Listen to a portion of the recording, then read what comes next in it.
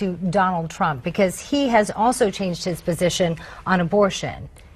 Yet you haven't been very critical about that. You attended his rally last night.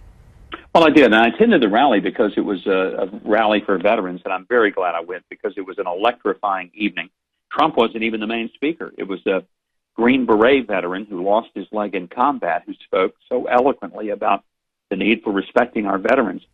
But the difference is Donald Trump has certainly changed his view on abortion. He is pro-life now. But, you know, his view evolved over 20 years, not 20 months or 20 minutes. And what I find troubling is when a person changes their view depending on which way the polls go, or changes their speeches depending on where they are geographically. I say the same thing in Manhattan that I do in Muscatine, Iowa.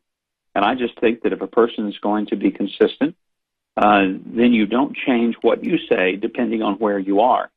And quite frankly, if Ted claims that he's the outsider, look at where the money comes from.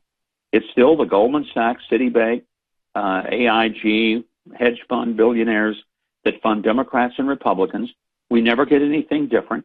It's the same policies because when you're a wholly owned subsidiary of corporate interest, when it gets right down to it, that's what you're going to follow. So Cruz basically to you as a corporatist, and you say follow the money. Let me follow up with more on Trump's situation, continuing not only on the issue of life, but other positions on medicine, single payer, on property rights. There are a lot of questions for Trump. Do you find it confounding that with a conservative base like there is in Iowa, so many people are flocking to Trump's candidacy? Well, I mean, I think they all ought to be flocking to mine, and that's what I keep saying, is that I'm the guy that they know, they've trusted. I haven't changed, not just in this election cycle. I mean, my goodness, you can go back to my teenage years and find that my views and positions are consistent. And what I'm hoping for is that between now and Monday night, as is often the case, Iowa voters stop.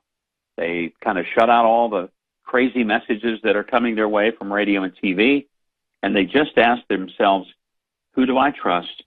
Who has been consistent? And who do I really believe will represent my best interest? And every 4 years, there's an Iowa surprise. There was 4 years ago and 8 years ago. There was going all the way back to the Jimmy Carter time in the 70s. And I think there's going to be one Monday. Governor, with only